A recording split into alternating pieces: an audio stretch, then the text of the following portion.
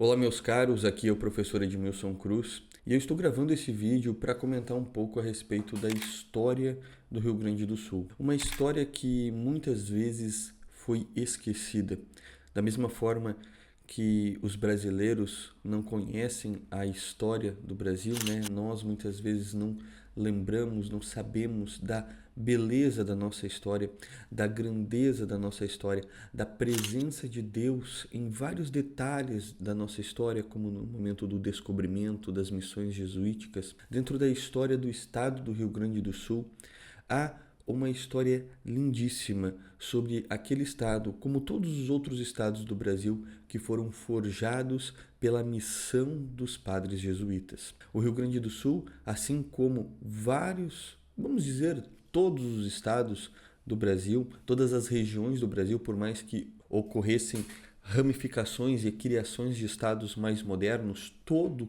o continente da América do Sul, todo o Brasil em si, ele foi evangelizado, ele foi fundado a partir da missão dos padres jesuítas. E o nome do Rio Grande do Sul, ele não foi esse o primeiro nome desse estado. Então eu quero gravar esse vídeo aqui comentando alguns momentos importantes da história do estado do Rio Grande do Sul. Um estado que é tão lembrado sobre a sua bravura, sobre a sua grandeza. Eu, como gaúcho, conheço isso, sei disso, sei desta grandeza deste povo, esse povo que lembra das suas guerras, das suas lutas, um povo que tem uma garra muito grande, mas, assim como o restante do Brasil, esqueceu as suas raízes cristãs, as suas raízes católicas, que foram deixadas pelos padres jesuítas. O Rio Grande do Sul, para quem não sabe, ele foi uma região que foi evangelizada pelos padres jesuítas de uma maneira tão grande, ocorreu aqui no Rio Grande do Sul uma civilização cristã, algo comparado à Idade Média, comparado àquela alta cristandade medieval, naquele espírito de cristandade, de teocentrismo, ou seja, de Deus ser o centro de todas as ações das pessoas, assim como o primeiro mandamento fala a respeito de que nós devemos amar a Deus sobre todas as coisas.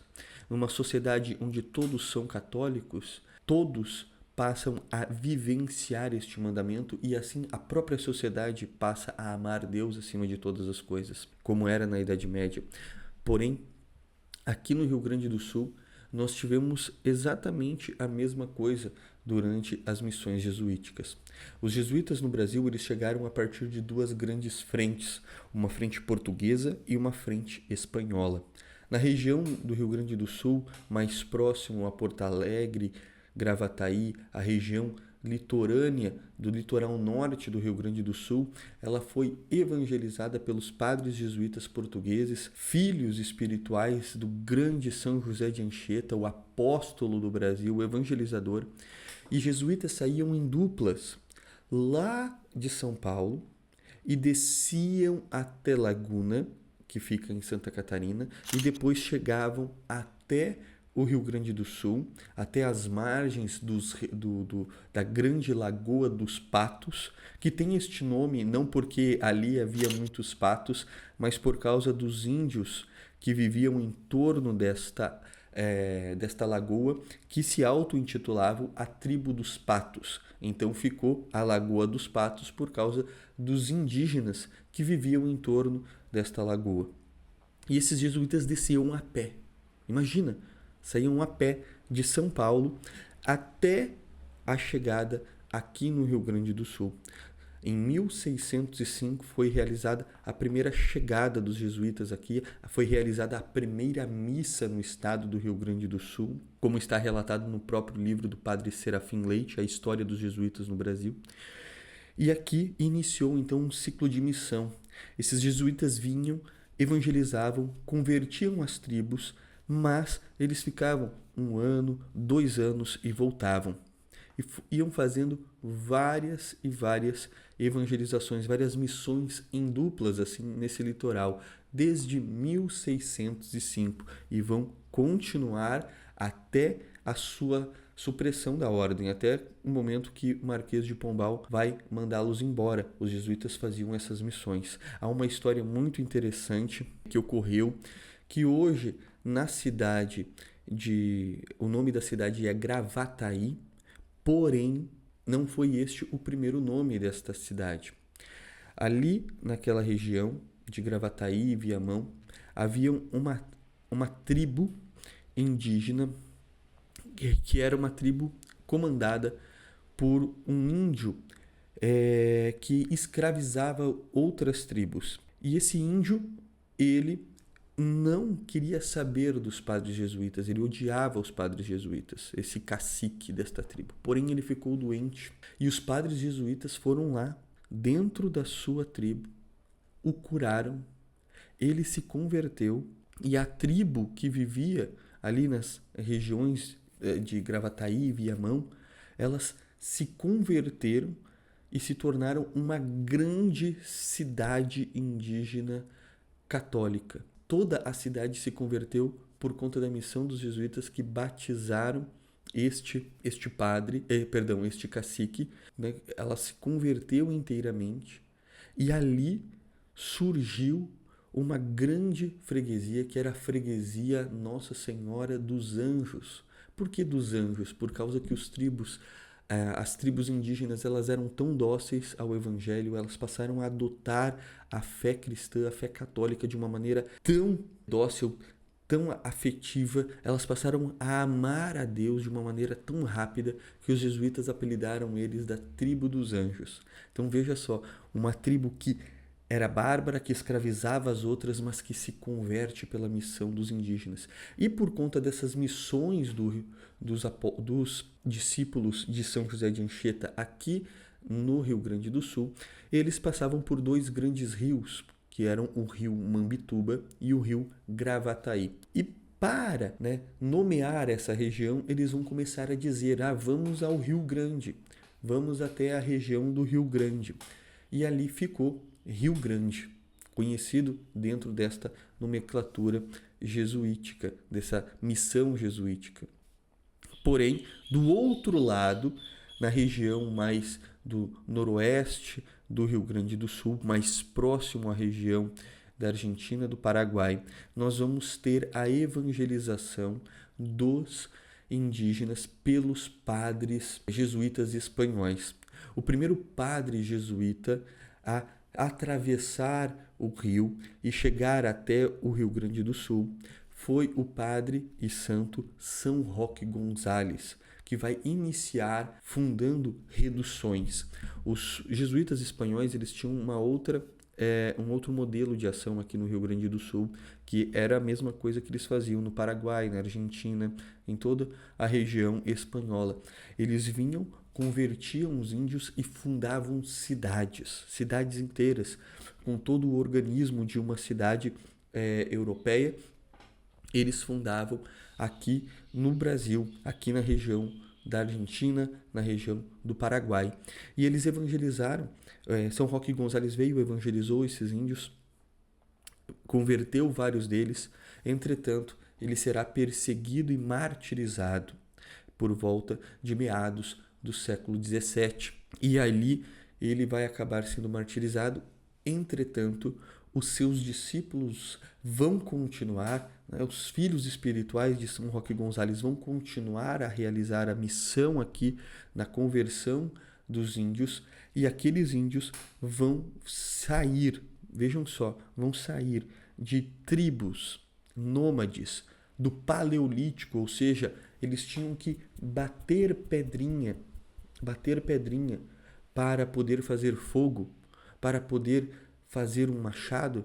Eles vão sair disso e vão se transformar em cidades, nas grandes reduções, os 7 povos das missões, onde chegou a viver em algumas cidades, como em São Miguel das Missões, cerca de 8.000 indígenas, cuidados e protegidos por apenas 2 ou 3 padres jesuítas.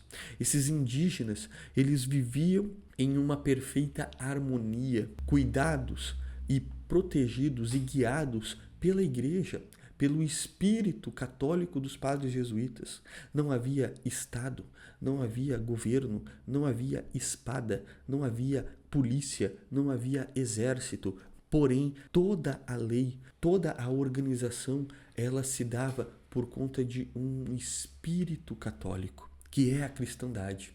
A mesma coisa que aconteceu na Idade Média aconteceu aqui no Rio Grande do Sul. E essas tribos que tinham que lascar uma pedra para fazer fogo, de repente, em uma geração, ou seja, cerca de 20, 30 anos, aquela tribo, ela passou a produzir arte, a fazer metalurgia.